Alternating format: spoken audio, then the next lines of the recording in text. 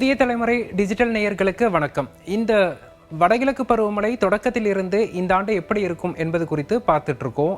இன்றைய காணொளியில அக்டோபர் மாதம் மழைப்பொழிவு எப்படி இருந்தது, நவம்பர் மாதம் மழைப்பொழிவு எப்படி இருக்கும், அதே போல வானிலை காரணிகள் நமக்கு என்சோ, லானினா மற்றும் ஐஓடி போன்ற அமைப்புகள் எப்படி இருக்கு, இந்த மாதத்துல புயல்களுக்கான வாய்ப்புகள் இருக்கா, விவசாயிகள் என்ன மாதிரியான நடவடிக்கைகள் எடுக்கணும், அதே போல பள்ளி மாணவர்களுக்கு நவம்பர் மாதத்தில் விடுமுறை விடப்படுமா என்பது குறித்தெல்லாம் விரிவாக இன்றைய காணொளியில பார்க்க இருக்கிறோம்.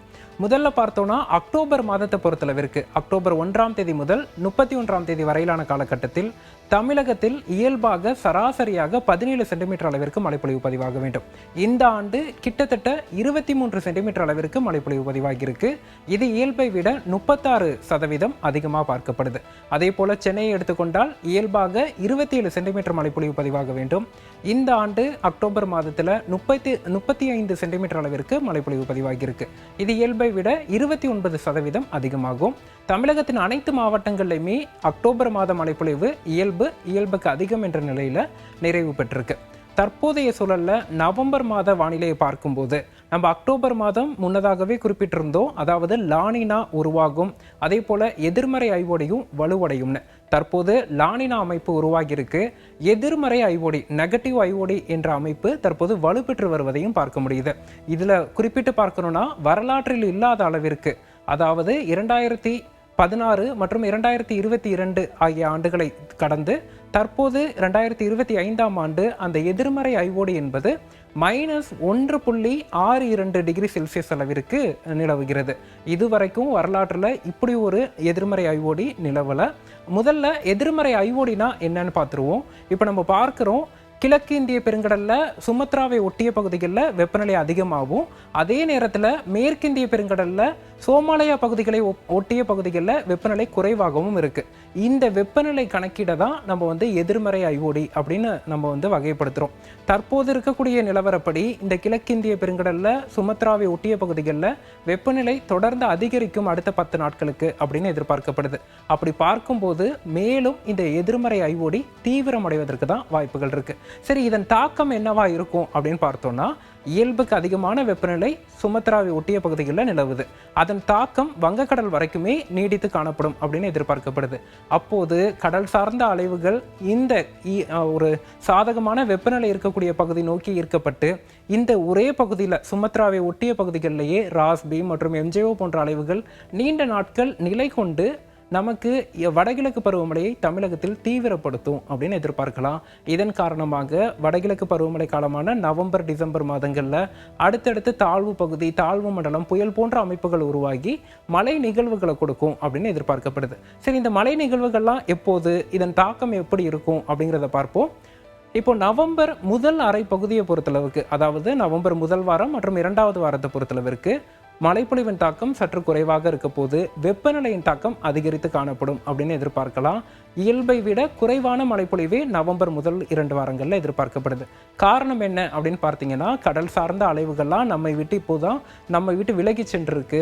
அது மட்டுமல்லாமல் சமீபத்தில் உருவான அந்த மோன்டா புயல் இங்க இருக்கக்கூடிய ஈரப்பதத்தை ஈர்த்து சென்றதன் காரணமா தற்போதே தமிழகத்தில் வெப்பநிலை அதிகரித்து காணப்படுவதையும் நம்மளால உணர முடியுது. இதன் தாக்கத்தினால நவம்பர் முதல் வாரம் வெப்பமான வாரமாக இருக்கும்.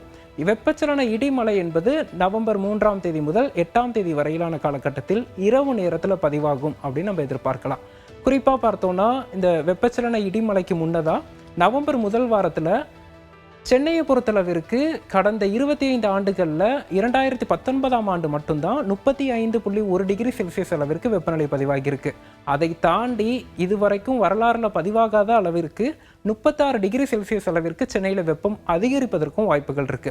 இந்த வெப்பநிலை அதிகரித்து காணப்பட்டாலும் முதல் 10 நாட்கள், இறுதியாக இருக்கக்கூடிய 20 நாட்கள்ல வடகிழக்கு பருவமழை தீவிரமடைந்து மழைப்பொழிவு கொடுக்கும் அப்படின்னு எதிர்பார்க்கப்படுது. அப்படி ஒட்டுமொத்தமாக பார்த்தால் நவம்பர் மாதம் பொறுத்தளவிற்கு வெப்பமும் அதிகம் இருக்கும், மழைப்பொழிவும் பிற்பகுதியில் நவம்பர் 15ஆம் தேதி முதல் 30ஆம் தேதி வரையிலான காலகட்டத்தில் அதிகம் இருக்கும். அது மட்டும் இல்லாமல் பனிப்பொழிவும் நவம்பர் 10ஆம் தேதி முதல் இரவு நேர பனிப்பொழிவு, குளிரும் அதிகரிக்கும்னு எதிர்பார்க்கப்படுது. இறுதி 2 வாரங்கள் அடுத்தடுத்து வடகிழக்கு பருவமழை தீவிரமடைந்து மழை நிகழ்வுகளை கொடுக்கக்கூடிய தாழ்வு பகுதி, தாழ்வு மண்டலம் மற்றும் புயல் போன்ற அமைப்புகள் உருவாகி வடகிழக்கு பருவமழை தீவிரமடையும் அப்படின்னு தான் எதிர்பார்க்கப்படுது நவம்பர் மாதத்தில். அக்டோபர் மாதத்தில் நம்ம குறிப்பிட்டிருந்தோம் 23 சென்டிமீட்டர் அளவிற்கு மழைப்பொழிவு பதிவானது. நவம்பர் மாதத்தை பொறுத்தளவிற்கு நவம்பர் 1ஆம் தேதி முதல் 30ஆம் தேதி வரையிலான காலகட்டத்தில் இயல்பாக பதிவாக வேண்டிய சராசரி மழையளவு 18 சென்டிமீட்டர். இந்த ஆண்டு 22 முதல் 25 சென்டிமீட்டர் அளவிற்கு நம்ம எதிர்பார்க்கலாம். குறிப்பாக வடகடலோர மாவட்டங்கள் மற்றும் காவிரி படுகை மாவட்டங்களான சென்னை, திருவள்ளூர், காஞ்சிபுரம், செங்கல்பட்டு, புதுச்சேரி, விழுப்புரம், கடலூர், மயிலாடுதுறை, காரைக்கால், நாகப்பட்டினம், திருவாரூர், தஞ்சாவூர் உள்ளிட்ட மாவட்டங்களில் தாழ்வு மண்டலம் புயல் போன்ற அமைப்புகளால் நவம்பரின் பிற்பகுதிகளில் வடகிழக்கு பருவமழை தீவிரமடைந்து மழைப்பொழிவு கொடுக்கும். தென் மாவட்டங்கள், மேற்கு மாவட்டங்கள் மற்றும் வடக்கு உள் மாவட்டங்கள் என ஒட்டுமொத்த தமிழகத்திலுமே நவம்பர் மாத மழைப்பொழிவும் இயல்புக்கு அதிகமான நிலையிலேயே இருக்கும் என எதிர்பார்க்கப்படுது. இதுதான் நவம்பர் மாதத்திற்கான வானிலை எதிர்பார்ப்பு. டிசம்பர் மாதமும் வடகிழக்கு பருவமழை இருக்கு. அந்த டிசம்பர் மாத வானிலை குறித்து அடுத்தடுத்த பதிவுகளில் பார்ப்போம். தற்போதைய நிலையில விவசாயிகளை பொறுத்தளவிற்கு நம்ம பார்த்தோம், அக்டோபரில் பதிவான அந்த தொடர் மழையின் காரணமாக காவிரி டெல்டா மாவட்டங்களில் குறிப்பாக தெற்கு டெல்டா பகுதிகளில் நமக்கு அறுவடை பணிகள் பாதிக்கப்பட்டது. வடக்கு டெல்டா பகுதிகளில் சம்பா பயிர்கள் பாதிக்கப்பட்டதை பார்த்தோம். அடுத்த 2 வாரங்கள் நவம்பர் 15ஆம் தேதி வரைக்கும் இந்த வடகிழக்கு பருவமழை தீவிரமடையாத சூழல் இருக்கு. அந்த காலகட்டத்தை பயன்படுத்தி விவசாயிகள் அனைத்து விதமான வேளாண்மை பணிகளையும் மேற்கொள்ளலாம். குறிப்பாக அறுவடை முடிவடையாத பகுதிகளில் அறுவடை பணிகளை தொடர்ந்து அடுத்து வரக்கூடிய நவம்பர் 10ஆம் தேதிக்குள்ளாக முடித்துக் கொள்வதற்கான ஒரு ஏற்ற சூழல் இருக்கு. அறுவடை செய்த தானியங்களை உலர்த்தும் பணிகளில் ஈடுபடக்கூடிய விவசாயிகள், தேங்காய் வெட்டும் பணிகளில் ஈடுபடக்கூடிய விவசாயிகளும் இந்த மழைப்பொழிவு குறைந்திருக்கும் காலகட்டத்தை பயன்படுத்தி, இந்த இயல்புக்கு அதிகமான வெப்பநிலையை பயன்படுத்தி அனைத்து விதமான வேளாண்மை பணிகளையும் மேற்கொள்ளலாம். பின்பட்ட சம்பா, தாளடி, நடவு பணிகள் போன்றவற்றை மேற்கொள்ளக்கூடியவர்களுக்கும் இந்த வானிலை சாதகமாக அமையும் அப்படின்னு எதிர்பார்க்கப்படுது. மீனவர்களை பொறுத்தளவுக்கு குறிப்பாக பார்த்தோம்னா அக்டோபர் 15ஆம் தேதி வாக்கில் வடகிழக்கு பருவமழை தொடங்கியது முதலே மீனவர்களுக்கு அடுத்தடுத்து எச்சரிக்கைகள் வந்தது. ஏன்னா அக்டோபர் மாதம் தாழ்வு மண்டலம் உருவாகும்ங்கிற அறிவிப்பு, அதனைத் தொடர்ந்து மோந்தா புயல். இதன் காரணமாக தீபாவளி பண்டிகைக்கு பின்பு மீன்பிடி தொழிலுக்கு செல்ல முடியாத ஒரு நிலை காணப்பட்டது. இந்த சூழலில் நவம்பர் மாதத்தில் முதல் 2 வாரங்களில் அவர்களுக்கு அச்சமூட்டும் வகையில் தாழ்வு மண்டலமோ புயல் போன்ற அமைப்புகளோ உருவாக வாய்ப்புகள் இல்லை. இந்த காலகட்டத்தை பயன்படுத்தி நீங்கள் ஆழ்கடலுக்கு செல்லக்கூடிய தமிழக மீனவர்கள் தாராளமாக மீன்பிடி தொழிலுக்கு செல்வதற்கு திட்டமிடலாம். மீனவர்கள் கடலுக்கு செல்வதற்கும் முதல் 2 வாரங்களில் எந்தவித தடையும் இருக்காது. இறுதி 2 வாரங்களில் அடுத்தடுத்த நிகழ்வுகளால் நீங்கள் கடலுக்கு செல்வது தடை விதிக்கப்படும் என்பதை கருத்தில் கொண்டு இந்த 2 வாரங்களை பயன்படுத்திக் கொள்ளுங்கள். அதே போல் பள்ளி மாணவர்களுக்கு இந்த நவம்பரில் விடுமுறை விடப்படுமா என்ற கேள்வியும் எழும்.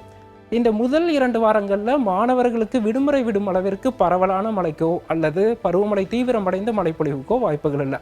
அதுவே 2வது அரை பகுதியில் அந்த தாழ்வு மண்டலம் புயல் போன்ற அமைப்புகள் உருவாகும் போது உள் மாவட்டங்கள், கடலோர மாவட்டங்கள் என மழைப்பொழிவின் தன்மைக்கேற்ப விடுமுறைக்கான அறிவிப்புகளும் மாவட்ட ஆட்சியர்களிடம் இருந்து வரும் என எதிர்பார்க்கப்படுது. ஒட்டுமொத்தமாக பார்த்தா நவம்பர் மாதம் இயல்புக்கு அதிகமான மழைப்பொழிவு, முதல் அரைப்பகுதி வெப்பமான நாட்கள், இதுவரைக்கும் வரலாற்றில் இல்லாத அளவிற்கு வெப்பநிலை பதிவாகவும் வாய்ப்பு இருக்கு.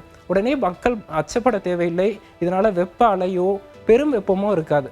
இயல்பாகவே நவம்பர் மாதம் நமக்கு பதிவாக வேண்டிய வெப்பம் என்பது குறைவு. அந்த குறைவான வெப்பநிலையில இதுவரைக்கும் பதிவாகாத அளவிற்கு ஒரு ஏப்ரல், மே மாதங்களில் இருக்கக்கூடிய வெப்பம் மாதிரி ஒரு சில நாட்கள் பதிவாகும்னு எதிர்பார்க்கப்படுது. அதன் பிறகு வெப்பம் குறைந்து பனிப்பொழிவு வரும். அதனை தொடர்ந்து மழைப்பொழிவு தீவிரமடையும். இயல்புக்கு அதிகமான மழைப்பொழிவுடன் இந்த நவம்பர் நிறைவு பெறும் என்பதுதான் தற்போதைய நவம்பர் மாத வானிலை எதிர்பார்ப்பு.